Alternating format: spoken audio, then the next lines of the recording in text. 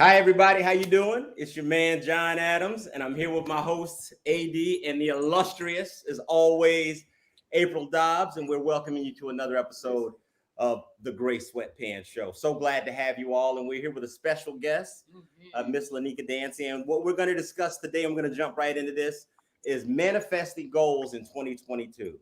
So this young lady, I don't know very much about. Hold on, wait. Before we go into introductions, first of all, Happy New Year, guys. Man, I'm trying to get into stuff. I know. New Year. Happy New Year. This is It's a been a process minute. to get where we get, guys. Like y'all, We got special right. things and stuff. Y'all have no idea what's going on. But Okay. see, I thought we wanted to talk about the We technical ain't stuff saying after. nothing technical Okay, though. I all just right said y'all then. ain't got nothing. Okay. So whatever. All Okay. So now we can get into Lanika, my girl. Right. This is a colleague or friend of April's, and she's going to introduce. So go ahead and introduce. Okay, well, the really cool thing about this is, again, like Lanika is a high school classmate of mine. So we actually graduated from Lithonia High School. We are Lithonia folk, okay? Georgia Yes. people, okay? And it is just a pleasure because, so much time has progressed since we were in high school. I don't want to give away our ages. Let's just say we got a few decades. But we look good. We look good. We hold it together, girl. We are holding it together. Black don't crack. Thank you, God, for melanin. Okay. Amen. Oh my Lord. So with that being said, it's really cool because people have taken like so many different walks.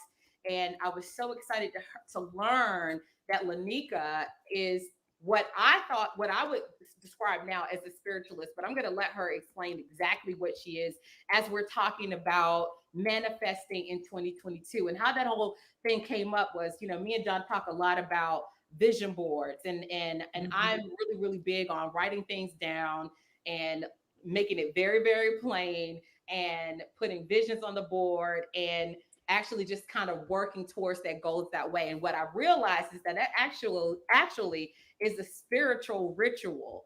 And so we got into this conversation about voodoo and black magic and the way Black folks, see that, especially folks that have been raised in the church, raised in Christians. But however, we know these things to be true because, we know of things like, we hear about, people who are contacting ancestors and, people evoking spirits all the time. So it was really cool that we have Lanika here to talk about that because she does, spiritual reading. So Lanika, first of all, just tell us about you and your background and how you got into this whole thing. Okay. Well, I am what I guess you would call a spiritualist. I'm not really big on titles, but I am a spiritualist. I have clairvoyant and clairaudient abilities, but my strongest ability is claircognizance, which is just a knowing, almost like a divine knowing. I have no idea how I know these things. I wasn't told any of this stuff by anyone, but I'll just know it. So those are the three gifts that I lean on when I do my readings. And I try to do my readings with a little bit of counseling, good old common sense to go along with whatever spirit leads me to know. Now, background wise, I was raised Christian. And my mama, I figured she would be rolling over in her grave if she knew some of the stuff I do in this house when it comes to rituals. Now, I don't do black magic, but I do protection magic, manifestation magic, lots of candle magic, but I don't do anything baneful or any black magic. But yeah, I was raised Christian, but I've always been drawn to the occult since I was a kid. And, when I was a kid, everybody else's favorite shows like My Little Pony, Care Bears. Mine was the Smurfs because why? Magic, sorcery. It was awesome. So I tapped into my gift when I was in high school, actually. Was the first time I realized I had this gift of sight, as my mother's side of the family calls it. It would come through, premonitions would come through dreams. I would actually dream of people before they passed away. And of course, yes, it scared the crap out of me. But as I got older, I realized that, this actually is a gift. It's not a curse. So I started to try to hone it and really start deciphering dreams, interpreting my dreams. I've kept a dream journal, I know, at least 20 years. off and on for at least 20 years. But as I got older, especially once I hit 40, my abilities kicked into overdrive, and I was able to literally walk up to people and feel, know, see, and sometimes even smell certain things that they haven't told anyone, things that may be coming down the pipe for them. It freaks, it does freak some people out. Oh, hell no. Yeah, I can smell messages sometimes. Yeah, it's weird, but yeah, that's who I am. I think that, a lot more people have these abilities, and because of the Yes. fear, then they just kind of suppress it, right? Because like, Yes. I don't want to get into like personally what I feel sometimes, but like, it's the shit that keeps me up at night, and I'm like, leave me alone. Yes. So it's those type of things. But like, it's interesting. You said you were raised Christian, right? Mm-hmm. Talked a little bit about, like, so John's a PK. Mm. I'm a Christian. Most of my friends are Christian. However, I know a lot of Christian people that still feel some type of spiritual connection and feel like they have tapped into that. Is there a conflict there? Is that wrong? Is that right? Well, right and wrong are subjective. We've been taught that there's a right and a wrong, but there really isn't. Right and wrong is subjective. It depends on what side of right and wrong you're on. But honestly, Christianity was the basis for hoodoo. And hoodoo is a spiritual culture that was bred here in the South during slavery, when we meshed some of our old customs and our old spiritual ways from West Africa into what we now know as Christianity, because we were literally beat if we practiced any of our spiritual culture from where we came from. So we were told, okay, you can no longer do that. You have to do this. And so what we did was we used Christianity to cloak some of the spiritual stuff that we used to do. And it meshed together and created what's now known as hoodoo. And in hoodoo, yeah, there are a lot of spells. There can be some dark magic. There can be some light magic. But the Bible is used. A lot of, matter of fact, the founder of the Kojic Church, I can't remember his name. He was actually a hoodoo practitioner. Oh my gosh, what is his name? And I had his name on the tip of my tongue because I wanted to bring him up during this podcast, and now I can't remember his name. So my friend Michael's over here. He's a PK too. Okay, so this is so interesting. So yeah, can you just give us an example? What is an example of a Christian rooted hoodoo ritual? The entire book of Psalms. Oh. The entire book. Okay. All right. So I am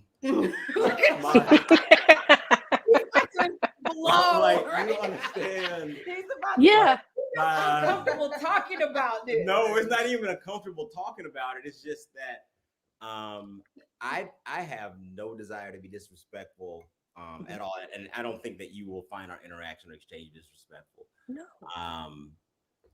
There are some just bold, open-ended claims that you're making that I'm going to need some clarification on, in large part because I am a PK, and I'm talking about like a PK who, for his whole life, went to Christian school, who studied, Greek and Hebrew, and I've studied, the historicity of the Bible, and so there are aspects of things that you're saying that that may be true as it relates to the same way Black people supposedly didn't want the massa to know that they were fighting, so they developed capoeira by dancing.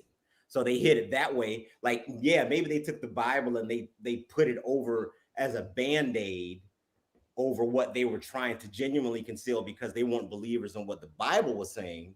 But it almost sounds like what you're saying is, yeah, the Bible is hoodoo.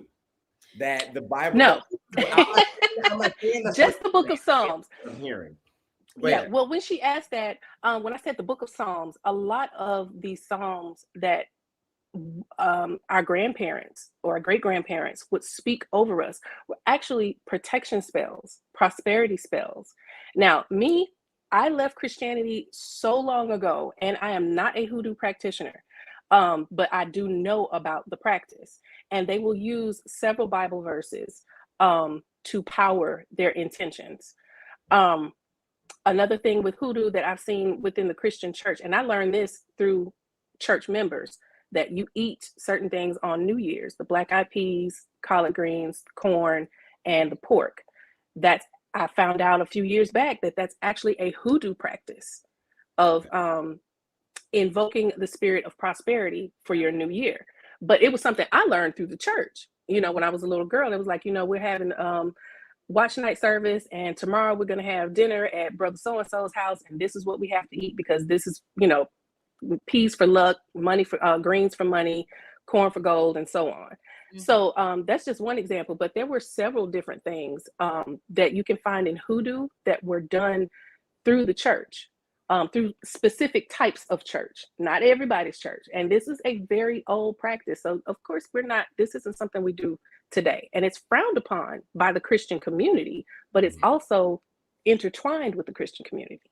And I can understand that, the connection, because of, like you said, the West African heritage and those cultures and rituals that we brought over. And then, so, you know, myself, we went to school in Savannah, Georgia, and it's very, very tightly connected to the Geechee Gullah culture, which is probably the most tapped in community to our West African roots as it relates to a lot of rituals and a lot of, well, hoodoo at that. So yeah, I was just about to say that they practice hoodoo. They practice hoodoo. And so again, like, I mean, that's why I'm saying I'm open to it, and I believe in it, because there are things like, you know, when we say bring burnt offerings, and when we pray over certain things and we visualize, and even like we're talking about, the vision board is a ritual in a sense. Yes. Okay, so anything can be a ritual in the sense of anything could be a ritual. Yes. Yes. Then that's spirituality, though. That is. So I guess what it comes down then to is what or who is the recipient of these offerings? Well, we're talking about, as far as, well, here's my thing, because as far as it relates to manifesting goals in 2022, like, and just to be candid with you, I looked you up on Facebook, and I did and I'm looking at you, I'm like, man, this sister is so beautiful. If I saw her walking down the street, I'd be like, yo, what up, shorty? Let me holler at you for a second. Like, I know, but she is right. But you're attractive. You know, you look natural and beautiful and stuff. But if I was like start talking for 5 seconds, and the first thing out of your mouth was a cult, and then I gotta go and I gotta talk to my mom. My mom is like, it's just like, man, that's some demon stuff. Like, so. And you laughing, but I don't see what the joke is. So like for me, no, I'm only laughing because I can relate. You know, my mother was the same way. You know, like I said, she would be rolling over in her grave. Well, at least that's what I thought before I spoke with her. And yes, I do speak to her now. But she would have completely disapproved of everything I do. From I'm curious. Like, I mean, yeah. You know how people think about it. But I mean, like these were not allowed in my home when I was growing up. These are oracle cards. So for those of us who, you just put it up in the camera really fast. Oh, I'm sorry. Yeah, these are oracle cards. I read oracle and tarot cards. Yes, an oracle card is it's a deck of cards, and actually this practice came from an older practice called cartomancy, where you just use playing cards. And a lot of people in hoodoo culture still do use only playing cards. I don't know how y'all's folks were, but we had a few people in our family that was like, girl, you better get them cards out this house. That's the devil's work right there. Get them playing cards out of him. Like, but we playing Uno, grandma. You know, but you can use cards for divination, which is just the art of being able to read energy. And some people feel that it attracts negative spirits. It opens a portal that will allow spirits that are not benevolent to come into your space. But when you know what you're doing and you know how to protect your space, you don't have to worry about that.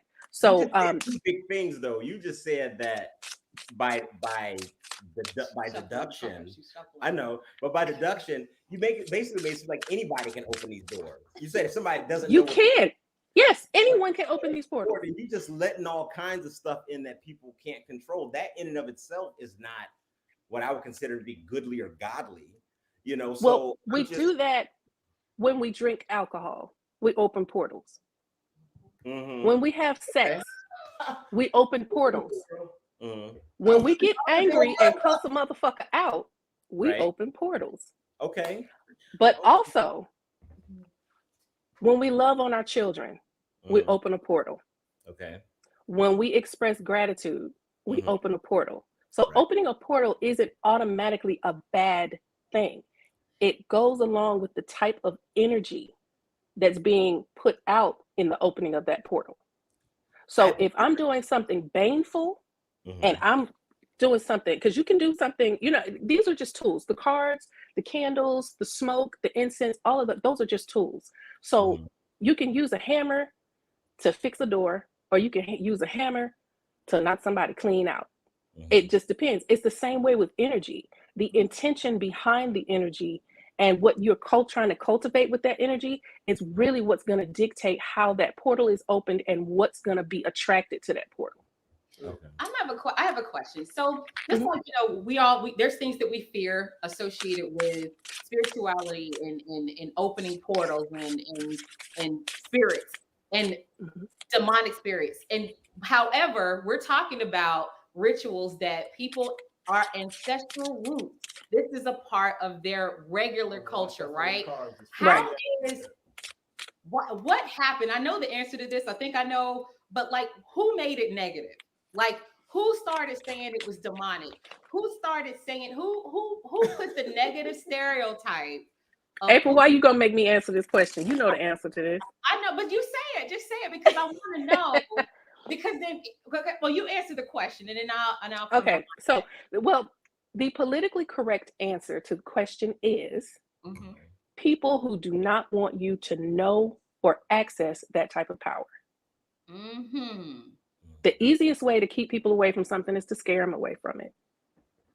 So if you're made to think it's demonic, you'll never go near it, let alone use it. Because if you used it, you could overpower the people who have oppressed you. Mm-hmm. So Does the that's why I'm sorry? does the demonic exist?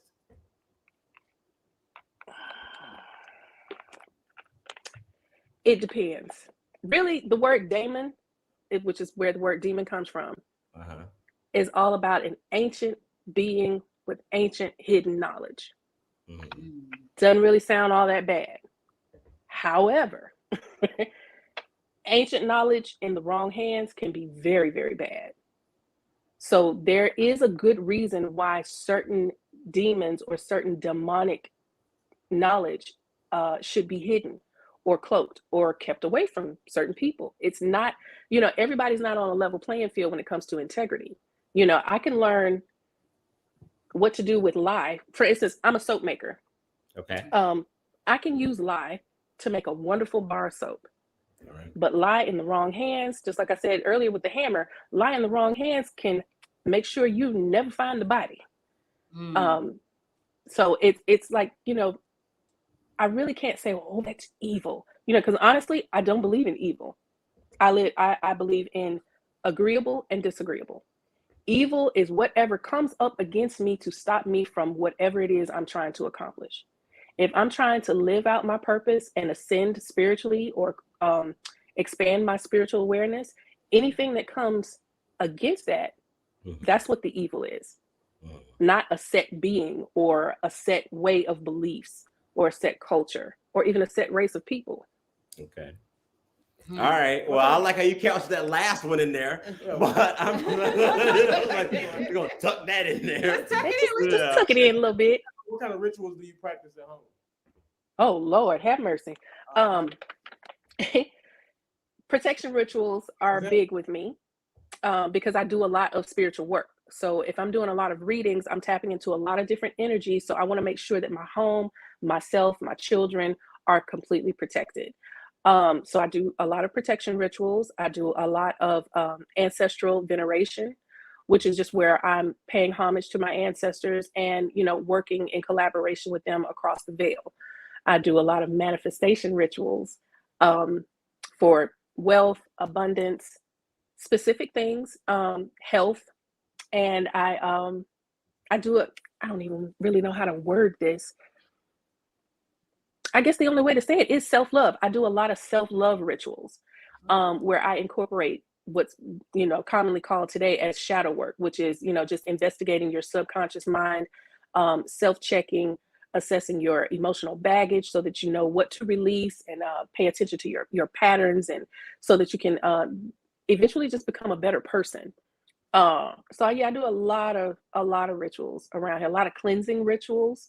Like I said, I tap into a lot of different energies when I'm giving readings or counseling people. So I have to cleanse my own energy a lot, because energy will attach if you're not careful. So I do a lot of cleansing rituals as well. My main thing is candle magic. I do a lot of candle magic. What's that? How does that? How is? Um, I don't think Ain't I've cutting ever out no heard of chicken it. heads, boiling them in no pots, nothing No, like ain't that. nobody cut no chicken heads. That's my I don't do animal sacrifice. oh, my If I bad. use anybody's blood, it's gonna be my own, and I rarely ever do that. Wow. Um, but again, that's a whole other conversation. Yeah. But I do it's not, like I said, I don't do baneful magic. So whenever I use blood, it's for something benevolent. Um, but I do April, what did you just ask me? I asked you what Candle was magic. candle magic. So with candle magic, you infuse energy into the well, let me tell you what it is first before I tell you how to do it. What it is, it's powering your intentions through fire. All of the elements of the earth can work with you to empower your intentions. The same way someone may pray to a God and ask them for assistance, ask them for help, ask them for strength, support, you can call on these elements for the same thing. The only difference is you're not worshiping these elements the way that people would worship their gods. It's more of like a collaboration, more so than I worship you and I ask you for something and you give it to me. It's more of, let me use this element as a tool to give me a little extra power or a little extra energy behind what it is that I'm trying to manifest. So it's with candle magic, you can write your petition or what it is that you're trying to manifest. Most times, and this is an old hoodoo practice, write it on brown paper or parchment paper, and but you can write it on anything. And just like when we write out our goals, you write out what it is that you want, and you don't say I want this or I wish or I would like. You declare what it is. I have this, that. This is this, that, and you fold it. You put it under your candle, and you dress the candle. And when I say dress the candle, means anoint it with herbs, oils, certain waters. You can wipe it down with certain elements. Some people use ginger to wipe down manifestation candles to speed up, because ginger is a stimulant, and it speeds up the process. It actually does work. I prefer coffee and cayenne pepper. It's something I learned from my ancestors, and it works really, really well for me within 24 to 48 hours. But you would dress your candle with whatever oils you would want to use, intention oils, whatever herbs, and each herb has a correspondence, has an elemental correspondence, and it also has history behind it that will let you know, hey, this herb has been historically used for so and so and such. And over time, when you put energy into something, it actually adopts that vibration. So it's kind of like the power in the name of Jesus.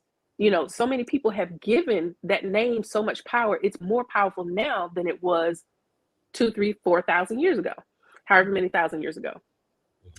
So you take those elements and you dress your candle, but then you also, in the ritual, before you even light the candle, you infuse energy of your own into the candle by visualizing what it is that you desire, conjuring up the emotion of how you would feel once you have it, and focus on that intensely, anywhere from at least 30 seconds. And I say at least 30 seconds because, a lot of people just don't have a strong attention span.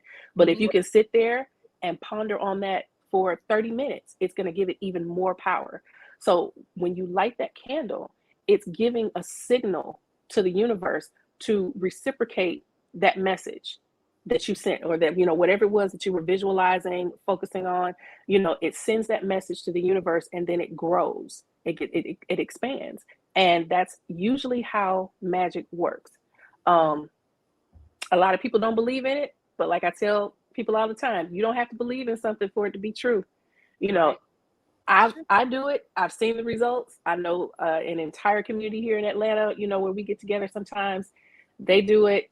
I mean, it really does work. Now, that's not the only magic that I use. I also use water magic quite a bit.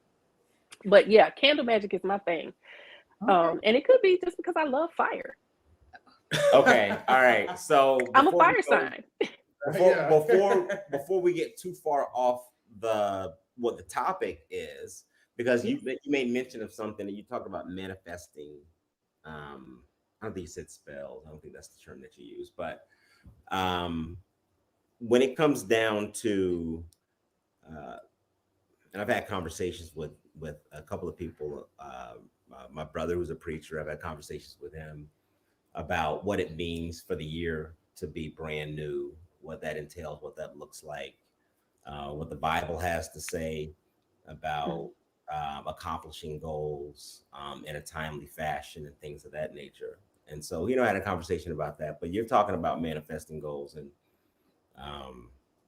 I'm just really just listening because there's a huge mix, right? There's things that you're saying, and I delineate clearly. I believe, but I'm listening to some of the things you're saying. I delineate clearly between what I believe when the Bible calls for things like Habakkuk, the prophet Habakkuk in the Old Testament talks about writing the vision and make it plain. Now, if that's you, then that would be something that you would say, oh, it's a writing spell. You write it on a piece of paper and you fold it up, and then you put some oil on it and some coffee, and you set it on fire, and then that's magic. And that's the same as the stuff that's in the Bible, which I just clearly do not visualize or see things that way. I think that when there's a historical look at the way things are in Scripture, and even when Paul and some of the epistle, the apostles were being followed around. I think it was Paul who was being followed around by a woman who was proclaiming the same thing that Christ was, except she was rebuked because she was what he called a witch, right? And so I'm listening to what you're saying because I do know about like Black Eyed Peas and things of that nature. And to me, without delving too far into it, I realize that there's clearly something to be said about the spiritual. Paul talks about us not wrestling against flesh and blood, but against principalities and powers and rulers of darkness of this ages. And so when I hear that kind of stuff, I like the stuff that you're saying, and you're like, oh, well, it could be good. It might be a demon, it might be this and that. And so I'm just like, okay.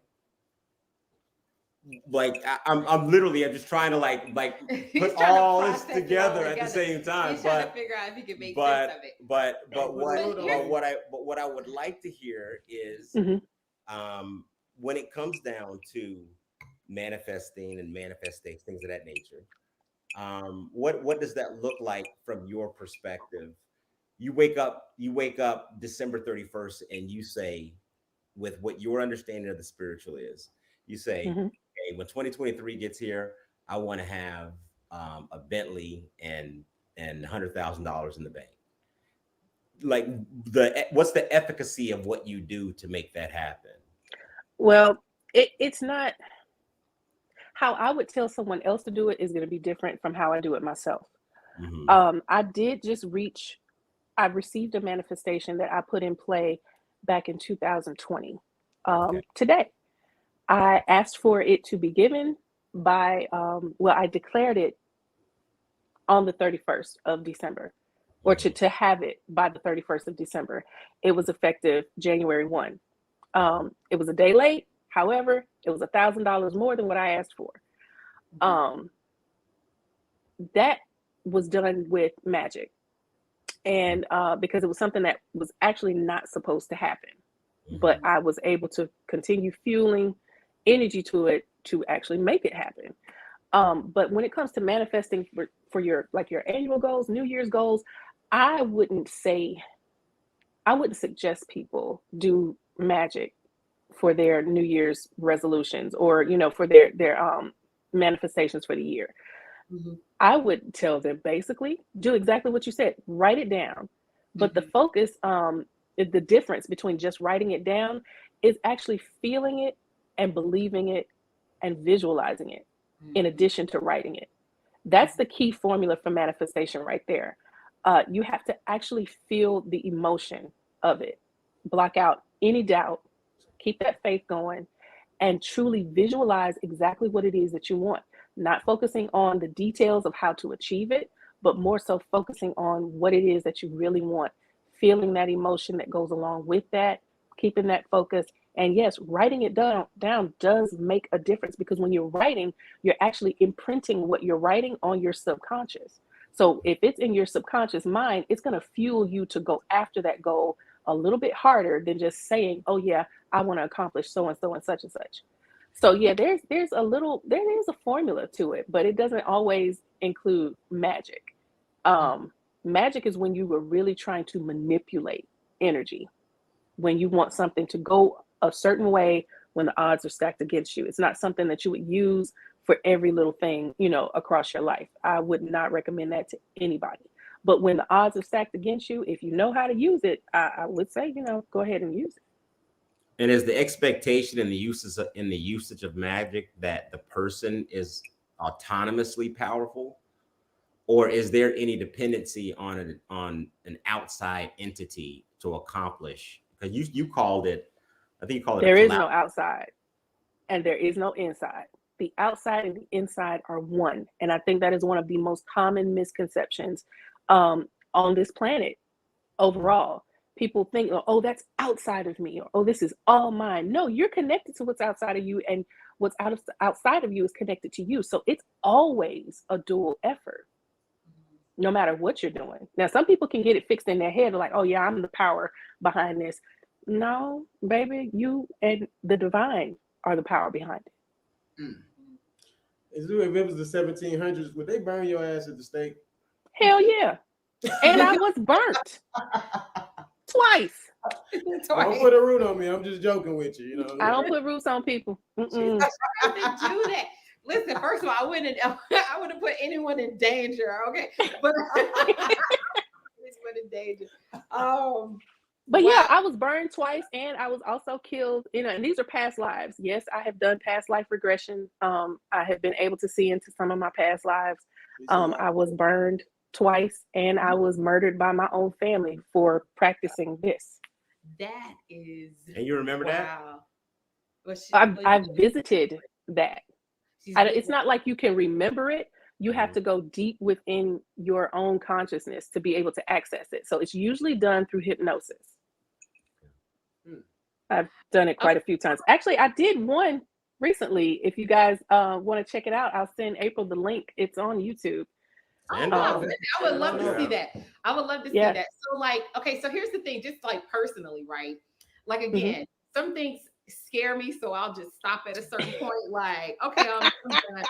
So, okay, true story, right? True story. Like, I mean, things I don't play with is like the dead and the dead spirits, because I feel like they're around and I know it, and it's kind of weird to describe. So here's the thing. When I was in the 4th grade at Stoneview Elementary School, we started studying King Tut, King Tutankhamun, right? And we're studying the tombs. And remember, like on the outside of the tombs, they were, were spells, there were curses. Anyone who entered this tomb, you're doomed, you're gonna die. All the people, all the excavators, all the people, archaeologists, all those people who discovered that tomb died, right? It's the truth, right? Right. Here we are, though, in school with a book wide open with King Tut's tomb wide open, and we're looking at it. And in my mind, I'm like, didn't this damn thing say don't look in this damn, you know what I mean? Like, didn't it tell us not to do that? So why are we doing it? Which you're not, right? I was freaked out forever. I would wake up. I thought I saw King Tut's, what's the called thing? What's it called? What he was in, the coffin. What is it? It's called something. The sarcophagus? Sarcophagus. Yeah, it's a sarcophagus. I would see it in my room. I'm like, please don't kill me, King Tut. To the point where literally I had to go, my parents had to take me to the doctor, and I had to prescribe something at the 4th grade, because I was just that. Like, I don't know, right? Oh, bless your heart. I'm serious. That was in the 4th grade. And I think that's kind of where it started. So, like, okay, fast forward again in Savannah. If you've ever visited places like Savannah, specifically like Charleston, it is so heavy when you get there. If you ever go to the trading post, in Charleston, it is a heaviness. It literally feels like someone is laying on top of you, right? Yes. And you Yeah. feel all of this energy, you feel all these spirits, and it's like a somber, it's like, it's beautiful, but something about this is so sad. And it's one of those Yes. things like, I love going there. It's beautiful. I feel the connection, but I feel so sad when I'm there.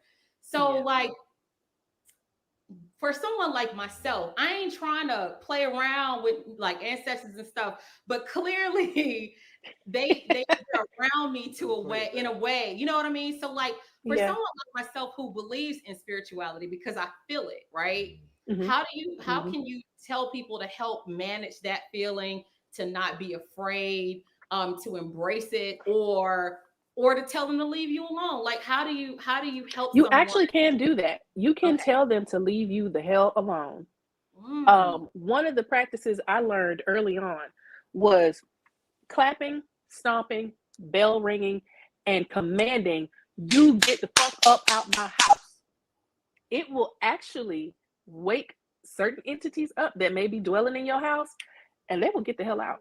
You just sound like you yeah, gotta be. out the You just sound. Yeah, you sound like you gotta be a black mama when it comes to the You spirit. do need to be a Get black the hell about my house. You said Why do something you else. think Like, I some of mean, the best practitioners are black women? You know? Any other mom, like you're a black mom. Like I believe black people are just spiritually connected. I believe Yes. we have a higher sense of connectivity with the spirit world. I really do. We do. We do. All indigenous people do.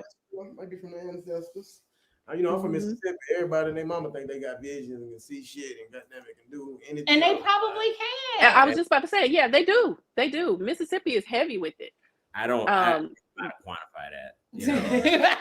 I don't know how to quantify that black people are more spiritual, because I don't believe that God is a respecter of person. What I do believe is that God visits those who are at their lowest, and I think for the longest time, black people have been at their lowest. Oh, I don't believe that. And so Mm-mm. when it comes I down, don't believe that at all. and I mean as Americans. I don't mean as it relates to.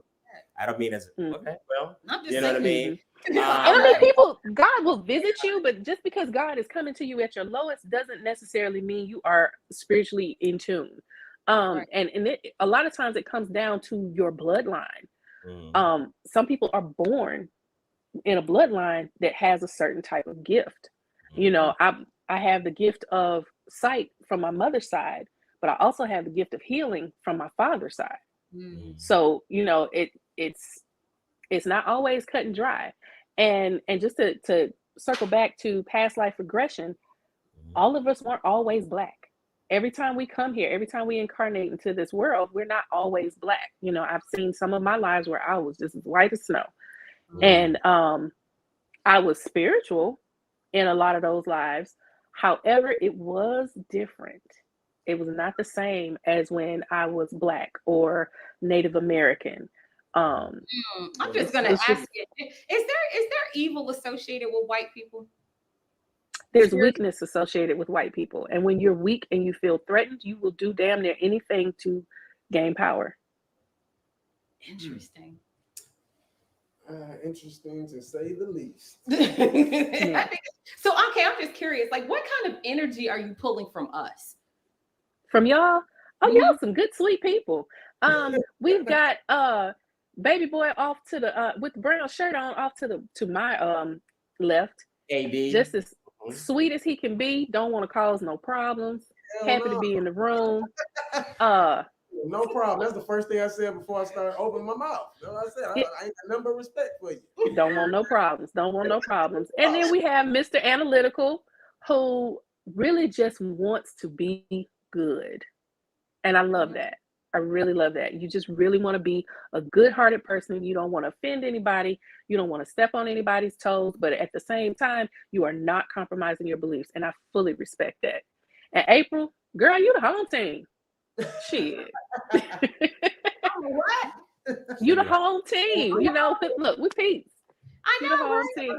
So, you know, but with you, April, you're going to have to get over that fear because they're not going to stop messing with you. Really? You can see them.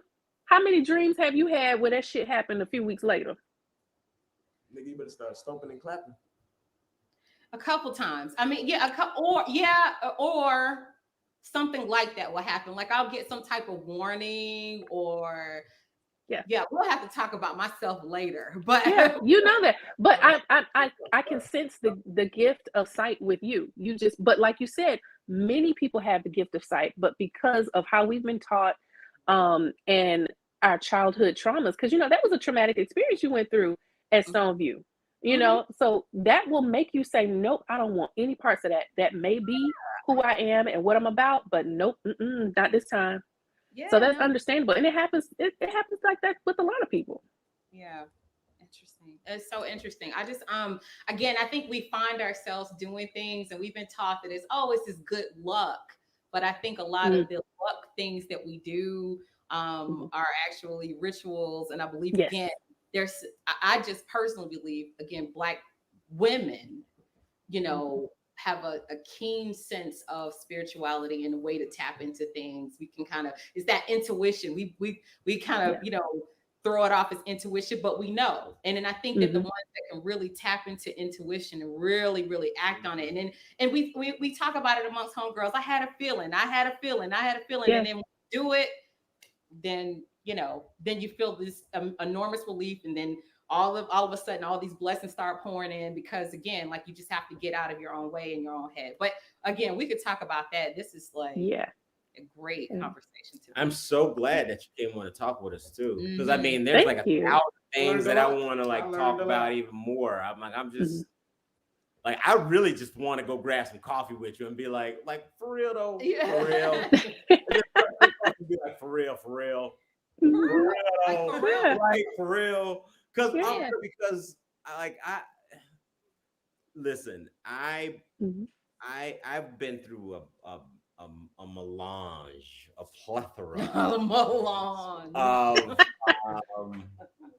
of denominations, everything from going to Catholic school when I was in the 3rd grade to Pentecostal and charismatic movement to not really being in Kojic, but having friends who were closely associated. And then having also friends who were completely non-religious, and what I recognize is, like, in the movie Rudy, when Rudy goes to the priest and he says, what can you tell me about God? And the priest says, there's 2 incontrovertible facts that I know. 1, there is a God, and number 2, I'm not him. I think that when it comes down to like the things that we're discussing and talking about now, they are so powerful. And I don't believe that God would leave us here without enough instruction to protect ourselves. Not to say that all those things, still small voices, the Bible talks about that. The Bible talks about the Holy Spirit. The Bible talks about how, there are urgings and leadings and things of that nature. And so there's a correlation, but the devil knows that too. And the devil took Jesus up on the mountain. He was like, man, you go down here and you worship me, I'll give you all this stuff. And so when it comes down to manifesting, when it comes down to like the pursuit of goals, when it comes down to people believe what they want to believe. People can follow what they want to follow. My attitude is who was the object of this? Is it self? Is it to be in tune with some inanimate cosmic force? Or is it to be in tune with a real live personal God and to know who that is and to know the heart of who that God is, And so if that is, then when it comes to manifesting, then your manifestation should be in line with whatever that is, you know what I mean? And whatever that's actually what makes manifestation most powerful. Being in alignment with your soul's core purpose, which is automatically in alignment with the divine. So when you're in alignment, you can manifest lickety split. When you're not in alignment, it's going to take you a lot of effort.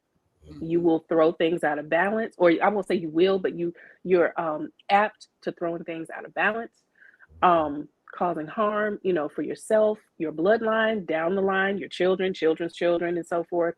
But when you're in alignment with your soul's purpose, which is the reason why God sent you here, the reason really why you collaborated or agreed with God, yep, I'll go.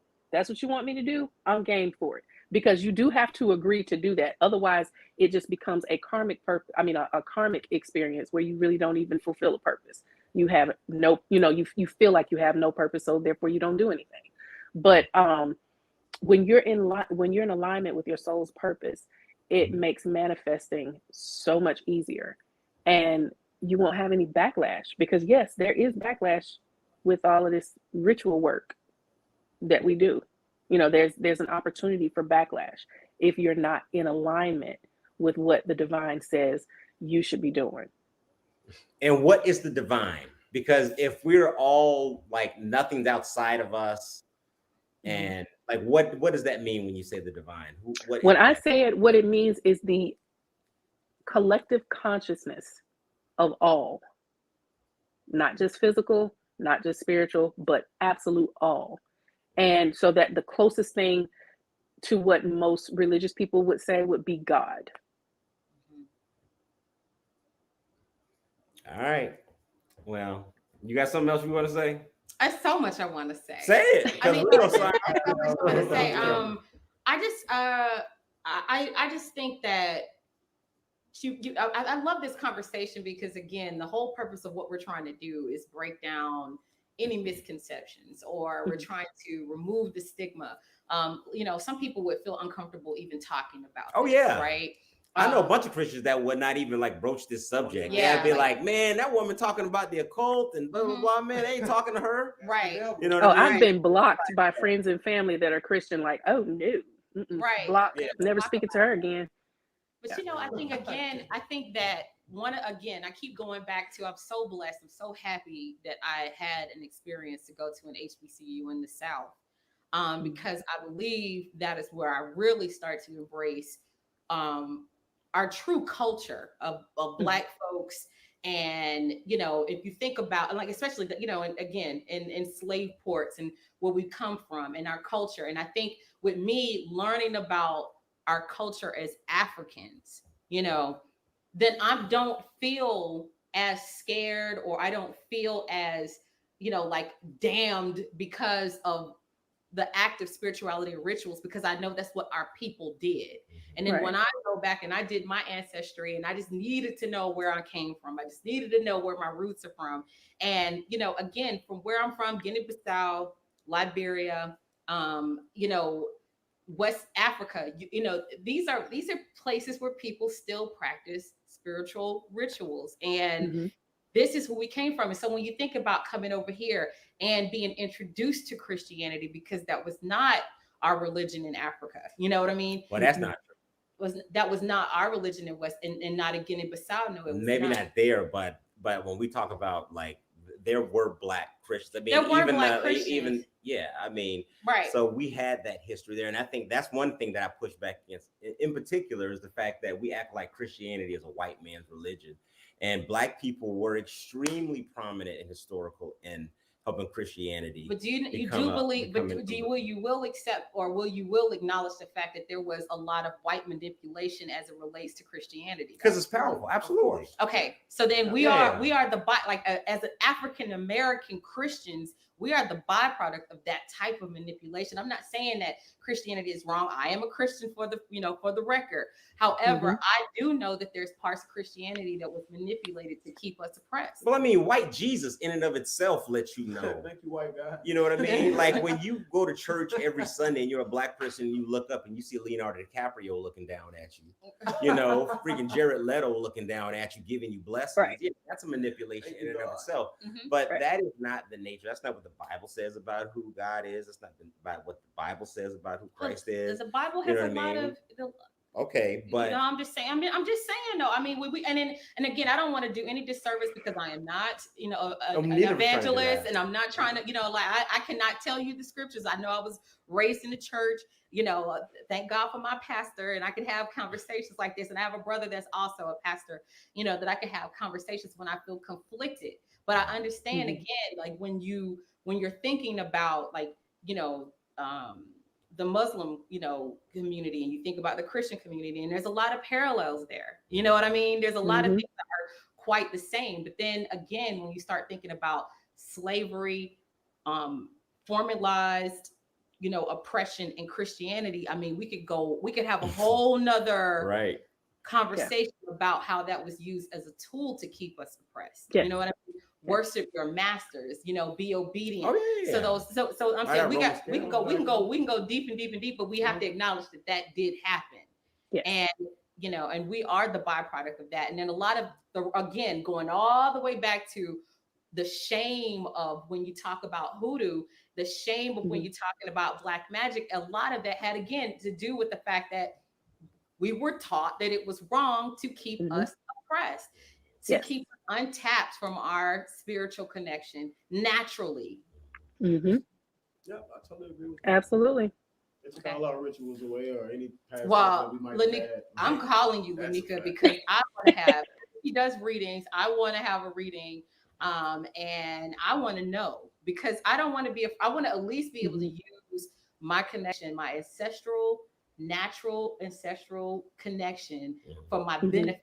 And I don't want to listen, if anything's going to help me, you know what I'm saying? I don't want to be afraid of anything that's going to help, Yeah, and your benevolent ancestors they're already helping you. They watch over us all the time. I've had family members, something will happen in the family. Let's say a cousin goes out one night, drunk. Car flips over 17 times. He gets out without a scratch. Here come Big Mama. That was his Uncle Earl watching over him. It's the same thing, it's the same thing. Your ancestors are watching over you most times. The body leaves, but the spirit still dwells. Spirit doesn't automatically go away. I know that's a whole nother story. I'm telling you, man, like Lanika, you don't understand. Since I've started this podcast with these people, these two wonderful people, These folks. Can I have a heartfelt moment in the new year? Yes. Since I started with them, my introduction coming back to Atlanta, coming to Atlanta and being steeped in a city that is historically as black as Atlanta is. Even though I went to HBCU, I went to Winston-Salem State University. Shout out to the Rams, WSSU. Love you, Mr. McCaskill. You see what's up, baby, Monty Lee. So, anyways, but that's Winston State University. But anyways, so like being around all of that, right? But being here and not having been in, being in LA or being in other cities where you don't have this level and this deep, you gotta say Geechee and things of that nature. Like I know what all that stuff is, but you don't see that far out there. Yeah, you don't. And so when you get this black people together, I'm gaining an education that is steep. Yeah. Like the learning curve is steep. And I'm going to continue to learn about it. I know that there are things that I don't know, but but there are things, just like you said earlier, that I won't relent on. Like my brother said, he's like, he talks about continually devoting yourself to these things. In the same way you're continually devoting yourself to spiritualism as it relates to what you're doing in the occult. I think, as it relates to me and a Christian, I think this is a real invitation for me to continually devote myself to that, like really look and see, like, do I really believe what the Bible is saying? Do I really believe, what those things are? And if I do, I expect God to honor my search in those things. And if not, then I'll be separated from them. But that's the only way that I can look at it, as opposed to like just trying to jump ship one thing or another. But I'm glad that you came on. I really am. Really awesome. Thank you guys so much for having me. I really love and appreciate you. Thank you for coming on. I'm glad that April invited you on. And how? Yes. Thank you, April. To this. And just again, thanks for being so honest and open. And we will be talking soon. And I know, just thank you for your time. I did learn a lot. And like I said, do not put a root on me. I do want to keep that. We good, you know what I'm saying? But I'm a healer, not a root worker. Well, I am a root worker, but only for healing purposes. And then the last thing that I want to say to everybody out there that's watching, thank you for tuning in on YouTube Live, Facebook Live. Thank you all for tuning in. We will be back next week with a brand new show. We'll be talking to you about that. And then we're also going to be doing something in commemoration of Dr. Martin Luther King with his birthday coming up as well. So Awesome. please be in tune. Honoring the dead. Oh my God. So that we'll be doing that. We're gonna be doing that. So we hope that you will tune in and watch and celebrate with us. Please like, share, subscribe. We are trying to get 1,000 subscribers. I'm trying to get 1,000 subscribers by the end of January. But if you need to get in touch with Miss Dancy, Lanika, how do people get in touch with you? You can reach me at earthfireae.com, or you can reach me at lumerianaturals.com. Which is a great store. So say those say both of those one more time, so just people can get it.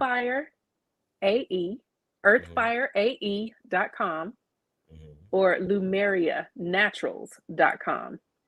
And if you guys want, I can put the link underneath the recording.